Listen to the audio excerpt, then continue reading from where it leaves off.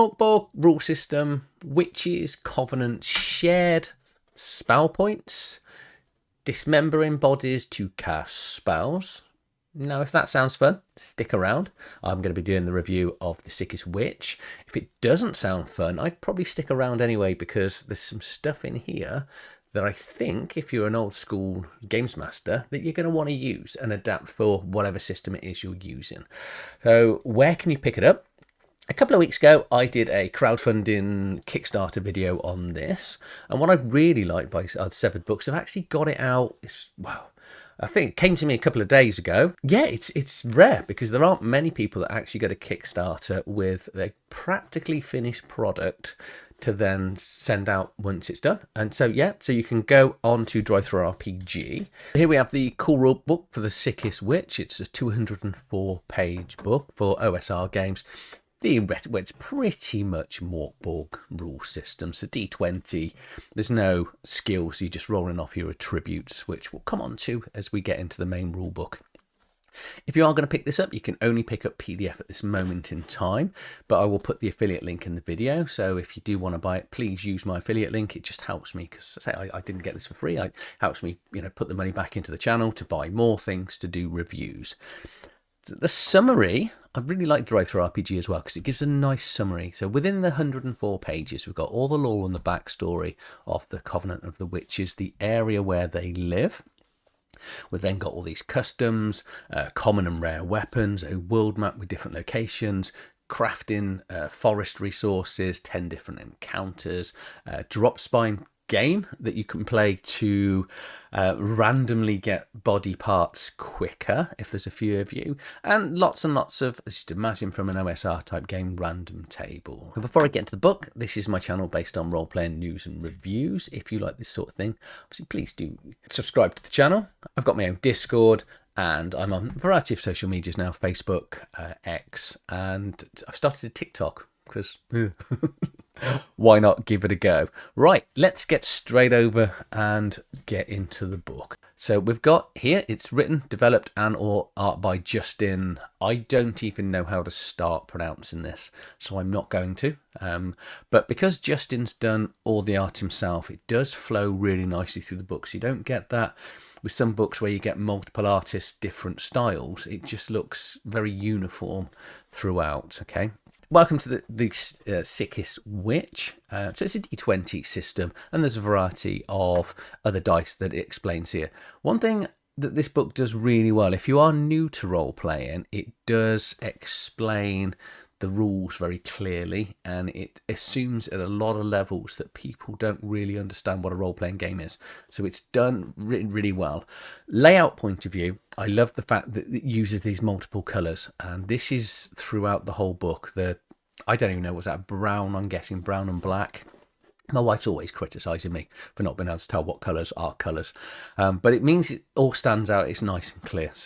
And we also get, so you got the different sections: introduction, playing the game, systems, contents, classes, magic, etc. And at the bottom of each page, you've got this, which tallies with each of the sections. So when you're flicking through a physical book, you'll be able to easily find which sections that you need to get to. Book will open with an introduction. So this is a story, sort of how the Covenant started. But then playing the games and the systems. So right up front, how the game works, and then all the rules that you're going to need. You can then look at the classes. There are 6 witch classes and 2 non-witch classes. So if people don't want to, I don't know why, play a non-witch character, then I'm saying that the non-witch characters aren't too bad, but you kind of, because of the power of the Covenant, you're going to want to encourage the players, as many of them, to play a witch. I suppose you could do, there was a game years ago called Ars Magica, that where you played a mage and you had like this underling character. You could, if you're going to create your Covenant and live in the area, depending on where you choose to live, there is a place in the book called Black Branch, which is where it expects you to start from.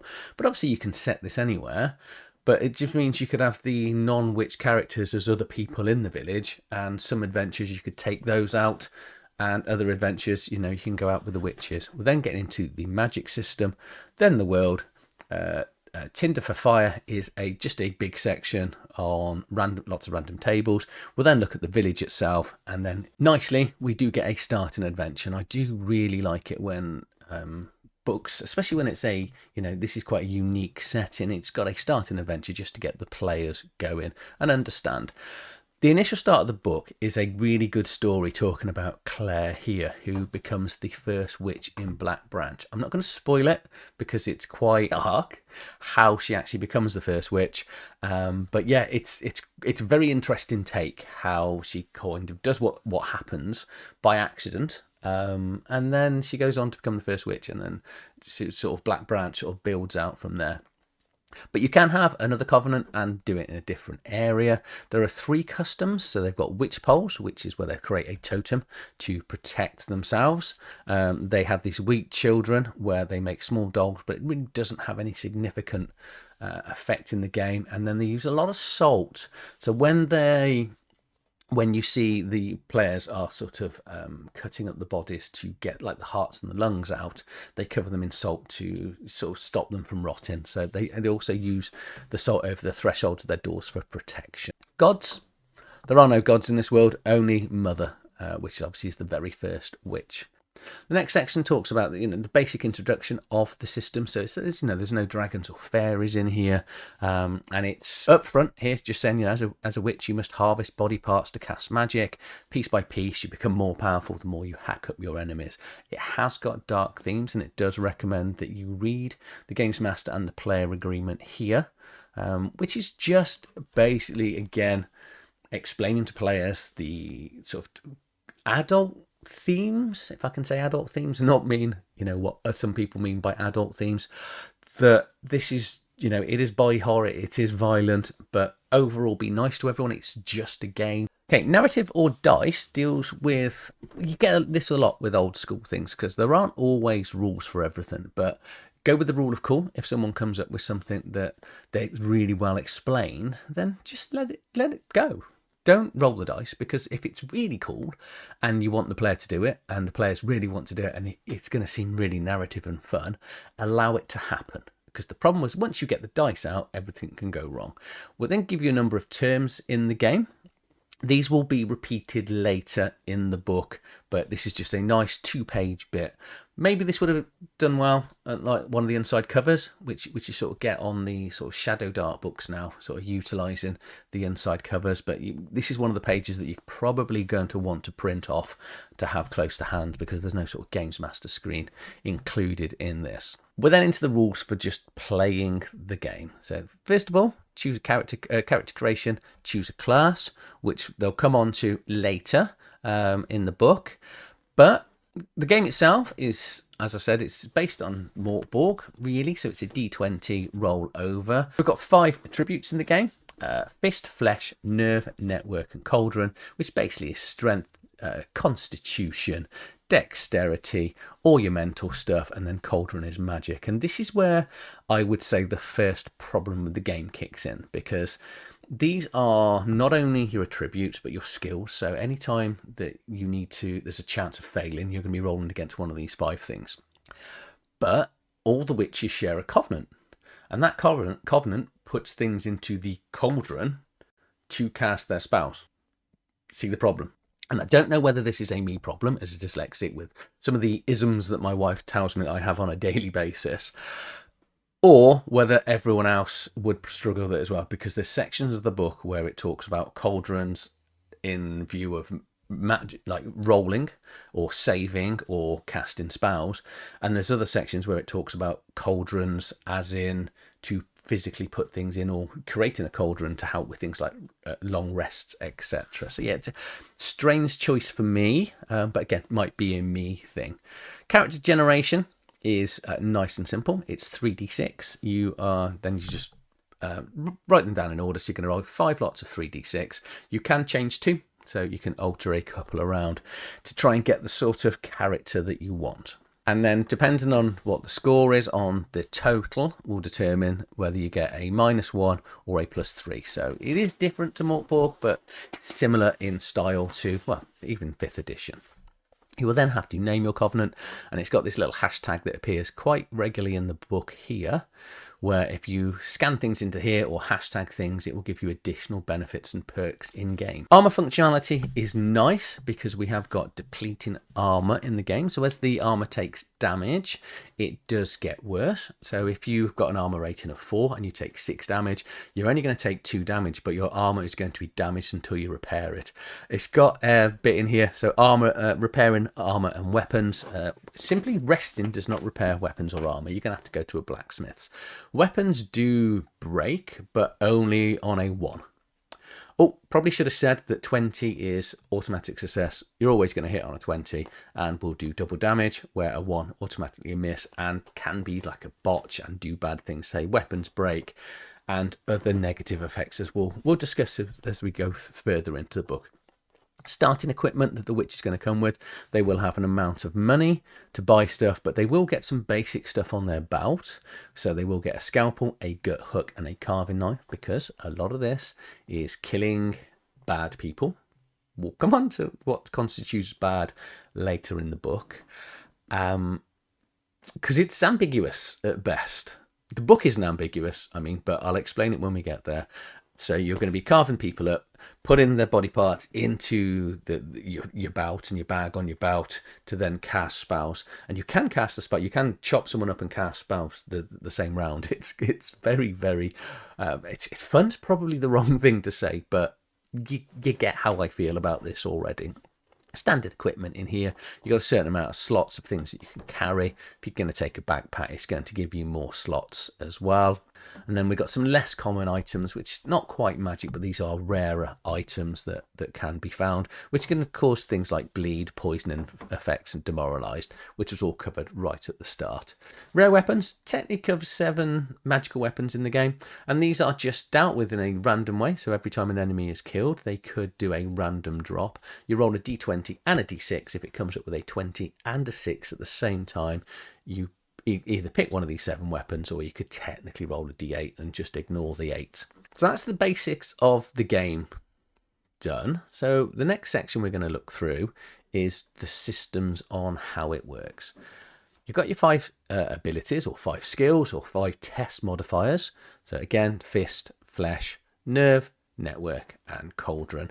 And to pass anything, you need to equal or exceed any difficulty from sort of 6 to 18. It sort of recommends in here. So a d20, so if you've got a +2 on there, you roll a d20, it comes up an 8. You've got a +2 on your stat, that gives you a 10. So you'd be able to pass something that was somewhat simple. But the games master decides the difficulty. You can tell the player before they roll or tell the player after they roll. It's really up to them. I do it beforehand to let them know, because then they won't think you're cheating. Advantage and disadvantage, one of my favourite aspects of 5th edition. So this is if something is favourable, so a condition, someone's helping you, or it's unfavourable, so a disadvantage. So, you're firing an arrow through fog or into on a really windy day. Advantage, basically roll 2d20s, pick the higher. Disadvantage, 2d20s, picks the lower. On any turn, a player is going to get to perform 2 actions, and one of those actions can be can be an attack, but the other actions they can do is, like pick locks, move, so you can still do double moves, pick 2 locks, cast a spell, but you can't cast a spell and attack, okay, because casting a spell is considered an attack. So initiative is always done by the games master, and they determine who goes first. So if the player is closest to the pending action, the obvious choice is to let them go first. And distance, so there's no 5 foot, 10 foot. It's sort of narrative based, sort of close, near, and far as well. So close is sort of next to. One of the key aspects to the game is stealth, because the witches are hunters by nature. They are going to want to be as quiet as possible, and we've just got the rules here that so as they are sneaking around, whether the NPC is distracted, passive or aware, it's the difficulty that the player's going to have to roll to overcome. And if they do manage to attack first with stealth, all first attacks are done with advantage. We've then got the rules for torches and falling here. Torches, a bit like Shadow Dark, lasts for an hour. But it has got a nice mechanic where if it's raining or certain things are happening, you can start scratching off 10-minute sections. Players obviously are going to have to eat food because they are normal humans. Combat is done in a strange, well, not in a strange way. It's again another one of the rules that I personally don't like, but combat is only 1 round per average level of Covenant. So if there are 3 witches, 2 of them are 2nd level and 1 is 3rd level, then the combat would only last on average for 2 rounds. And what happens then is the opponent then runs away. Personally, I'd let it keep going. You don't want long combat, so I kind of get what is gone for in here, but I'm like, if every combat, if players go in and they know they've only got to survive 2 rounds of combat and then the opposition's going to run away, I don't know. Let combat run. You know, it's one of the things that players enjoy the most. It's the risk versus reward. This is going to be a brutal game because you don't get a lot of hit points, and so players hopefully won't just go into combat willy-nilly. But I'd say kind of let it run and just let the combat go. Play it, rules as written. It's really up to you. But it's one thing I wouldn't do. Here's the clarification. When you roll a d20, a 20 on a d20, you're going to get to do double damage. There's different types of damage, so elemental damage in here. Players can dual wield, but you're going to lower the difficulty. Well, you'll pass by 2. Again, these are repetition of some of the conditions that were right at the start of the book. Deaths. So when you get to 0 hit points, they will pass out. And then at the end of the combat, you then roll a d6 and you look at this table. So this is what's saying about one of the issues. So there's no numbers here. There are 6 answers, so it's quite obvious when you roll a d6 which one it's going to be. But if they roll a 6 at the end of the combat, they're just dead. Which, you know, don't get down to 0 hit points. Then you'll never risk dying.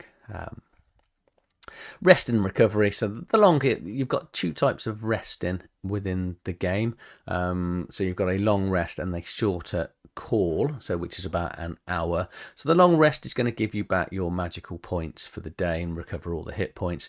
And you can do a short call, which takes about an hour, but that's only once per adventure, which is going to give you a d4 hit points back. Also, one thing you can do when you are resting is you can teleport 1 item back per witch back home. So if they have, you know, you've collected some body parts, you can put it in your cauldron, the physical cauldron, not your mental stat, your magic stat, and then just send an item home. So it'll stop it spoiling, you know, and obviously, you know, because of encumbrance and things like that as well. So yeah, you sort of move items around. You also level up. Leveling up's done in a way, I think it covers it later, but you level up at the start of, oh, here we go, we just got straight into it. So you level up at the start of a session, and it says, and I like this one, because it encourages players to come back, because sometimes players don't. If you allow them to level up at the end of an adventure, they might not come back next week. If you sort of say, right, that's it, so next week we're going to level up, it gives them the reason to come back and just level up from there.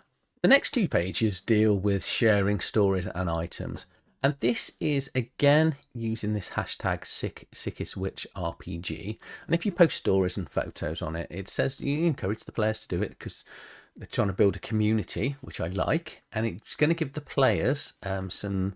So you've got 10 items here, so you could randomly roll it, and they will get, it's just a sort of little bonus that they're going to get for the next session or the next 24 hours of playing, of like in-game time, whatever it may be. It's quite a fun idea because I think community is good. They talks about their Discord server as well, which I'm going to have to go and join. I don't think I'm on the Discord server because I didn't know there was one. Here we've got the character sheet for the Covenant, which will just details the players' names, their achievements, contacts, and then items to give away into the cauldron. And all of these sheets can be downloaded at thesickestwitch.com. When the players level up, there's a few things that they will do as they level up. First thing you're going to be doing is, so the first thing you're going to do is increase your hit points by a d6. You're then going to look to improve all of your oracles, which are your stats or attributes. And you're going to roll a d6 for each of them, all 5. And if you roll above that attribute, you're going to get to increase them by 1. You also get to increase your encumbrance by 1, so that's just going to give you a few more things that you can carry. And finally, you're going to get to increase your magic points, which are all detailed over on the next page. So here we've got the levels, so maximum out at level 8. So at first level, you're going to get 10 magic points. You can carry 4 severed parts, and you're going to know 4 spells. And this increases each level. But also once you get to level 4, you can have a bonus. So once per day, if a spell does not succeed, you can roll that spell again. And each one of these, you're going to get additional things once you get beyond 4th level. Covenant types is just going to give your covenant a theme.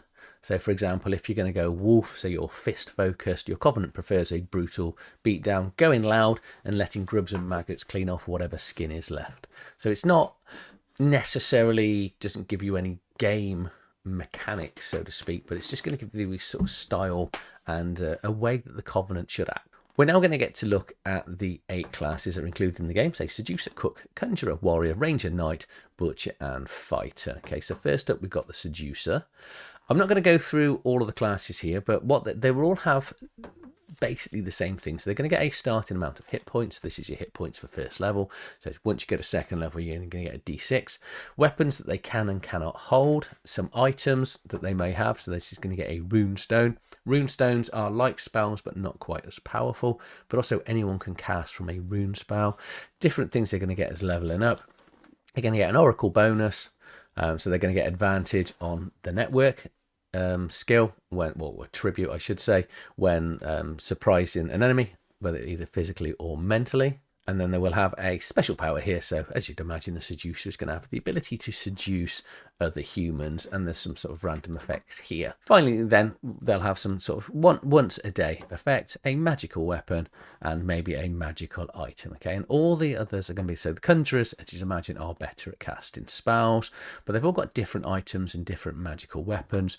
The Cook is as very good at cooking nice food, but that food is sort of more witchy in essence and can do special abilities, sort of like, you know, healing and increasing rolls for the players.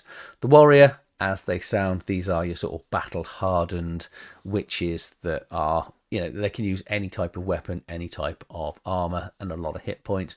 The Rangers are the wilderness sort of survival ones, and they're very good at sort of setting and studying traps. And then you've finally got the Knight, which feels a little bit sort of assassin-y, Knights Templar. That's got that sort of essence to it, and they get to have this as they go up in levels, a plagued longsword, which it's got maggots in it, so I'll let you discover all that for themselves. So those are your 6 witch classes. Completely different with some really good and interesting powers.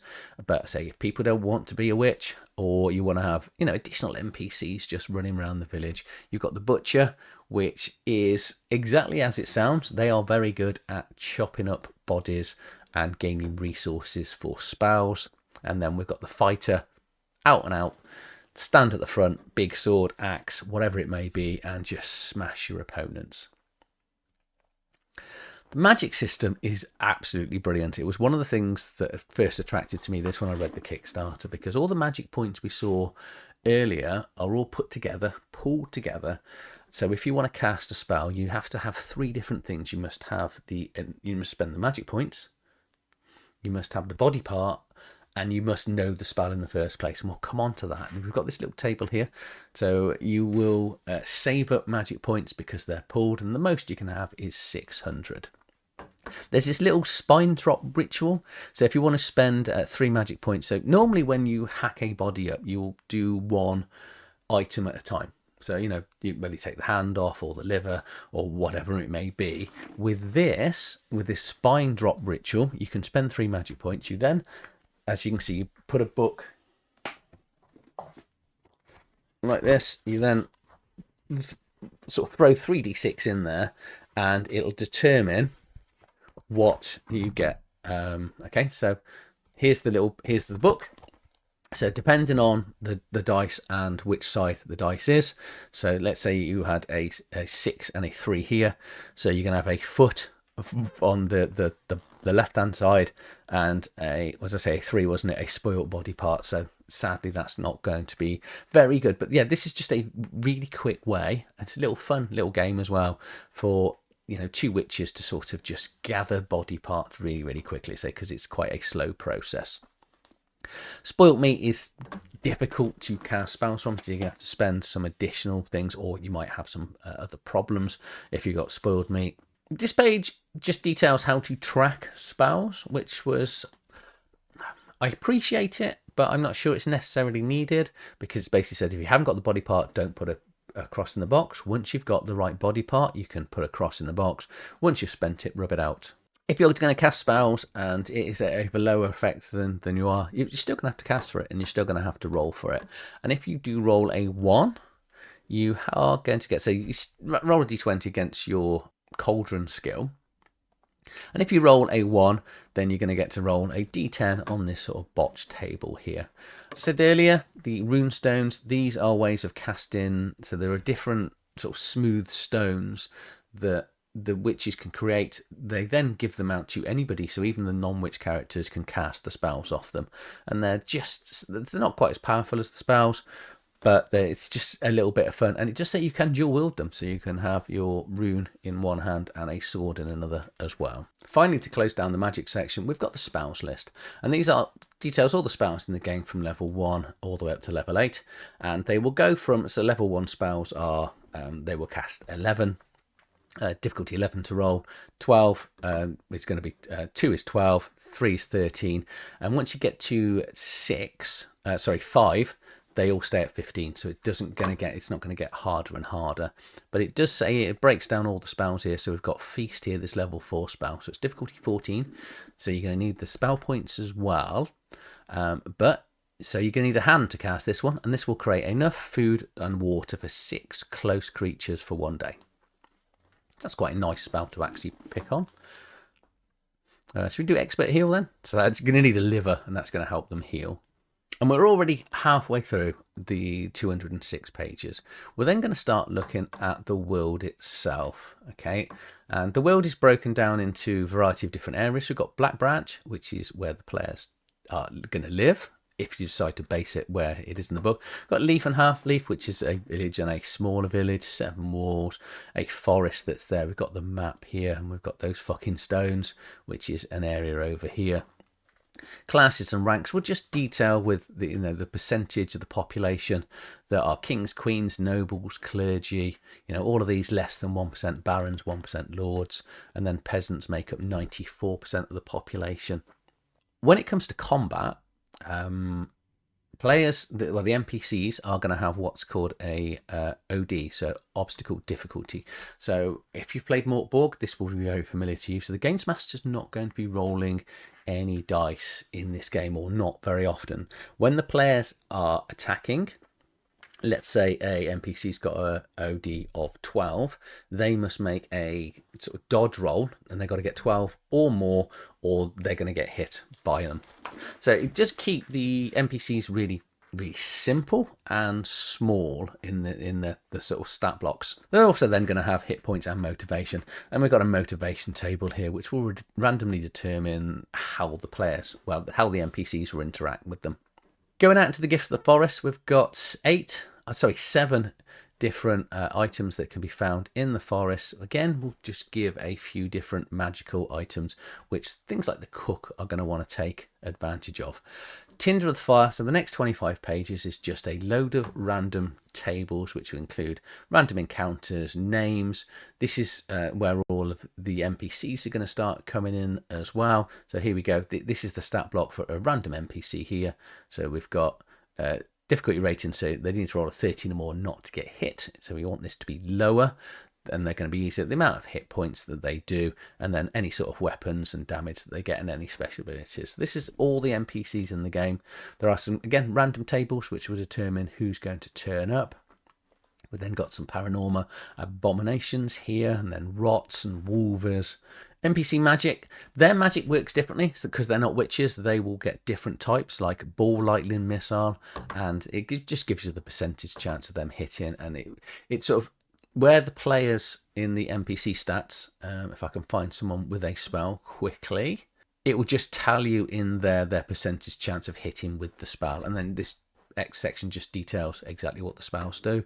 Surprises and ambushes of things and traps as well, different weather effects, a D100 treasure table in here, different dwellings and buildings, belt buckles, because all witches need belts because they put items and their spell body parts within their belt. So you've got a whole D100 of random belt buckles, which I really appreciate that's gone into here. Got a map of Black Branch now, which is the starting village in the area. There are, what have we got? We've got 14 different locations. Each of the locations will have a map if needed, as well as, so we've got the giant cauldron. But then it will just break down some adventure ideas. It details the people that are there, some of their motivations, a little bit of their descriptions as well. And this will take you through all different 14 locations, so even like tanneries, stables. I think there's 2 bars or inns in here as well. So this is a double level inn ran by Sten and Mauve, which are the husband and wife partnership that run it. And then we've got 2 random NPCs. So we've got Neil's son, which is the criminal. He is actually Neil's son. And then we've got this Blackened Brenda, who used to wrestle, but he's now in his 50s and enjoys tabletop games. Sounds like me, apart from the wrestling. I've never wrestled.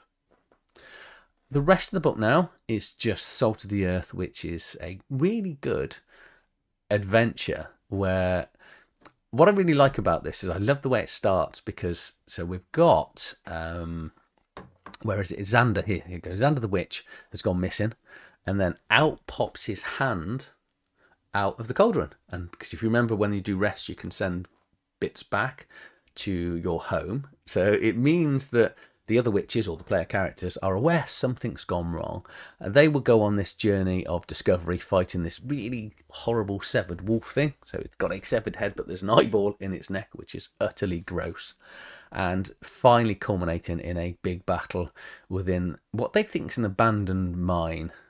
Yes, it's a nice little adventure, so I'm not going to ruin it. And we close here, we've got the character sheet. So that's it. That's my look or review of the Severed Witch. So what do I think? I think you could tell I was, well, I love it because I've read this a few times and then I've instantly put the camera out. I'm glad I backed this. I was a little bit, is it going to be as good as the Kickstarter sounds? Because some of them make it sound really good because, you know, you're trying to sell a Kickstarter, so why wouldn't you? 200 odd pages. I was surprised actually just how big it was. I like the fact it's standalone. You don't need any other books to run this because some of these, the OSR books will assume that you've got a rule book, so it's all in one. The spell casting, that Covenant shared pool, is going to lead to some really interesting conversations, debates with players. Because there's nothing funnier than having a finite resource going into a combat and different players thinking they can deal with the problem in a different way, because they're all going to have different spells, because, you know, at starting level you only got 3 spells, so it's not a lot of spells to pick from. Okay, there was only, I think it was about 12 or 13 in each of the slots, so you will have a variety of spells and hopefully not too much of a crossover. But I love it because the players really have to work together to pool everything. And when you take body parts off, again, you know, if 3 people want a hand, there's only 2 going. So they're going to have to be a little bit of give and take when you're taking the, you know, bodies to pieces. I said earlier, there's the potentially problematic bit of only killing evil people. So so they don't go around hunting and killing anyone. They only hunt and kill people that they perceive to be bad. And I think this could lead to a problem where the wrong type of player could go out really abusing those rules. But that's fine. What if that's going to happen? You just let the game take its place and you let the world build around that constant evil, because if they're killing generally evil people, which is how the book's written, and that's what the plot should be driven to, because the witches aren't bad people. There was also a section that I actually skipped over by accident, where you don't have to be witches, you can be like wizards, warlocks, or whatever, so you can use whatever title that you want. But just let it play out. And if the players are going to go down the sinister route, you're going to have the nicer witches, but they're going to start running out of food and things like that because people aren't going to want to trade with them if they're out and out evil. I like the fact it's done from the heroic kind of point of view. So it's a little bit, they're witches, but Robin Hood type witches. Say that a little bit of the problem, I don't like the fact that Cauldron's use is one of the stats, and there's a few numerical errors, and there's a couple of bits where words just end and there's not the rest of the sentence, but that's a minor niggle. I think it's such a good book. It's a good book to run an adventure off its own, but there's so much in here that you could take into any OSR. I say the magic system you should be taking. Those classes are absolutely brilliant. And the fact that they do get to level up, they're all different in their feel, especially the sort of assassin one that the sort of, well, it's not assassin, is it really? It's a little bit assassin. Yeah, it is. I really do like it. So that my faults are tiny, really. So yeah, if you've enjoyed this, let me know down in the comments below. Did you back it on Kickstarter? What do you think of it? Are you going to go and grab it on DTRPG? I think you should. I think it's a good book. If you do grab it, please do use my affiliate link. If you've enjoyed this video, please like, share, subscribe to the channel. If you've got anything else that you'd like to see me review, drop down in the comments below, and I'll see you on the next video. Thank you for watching.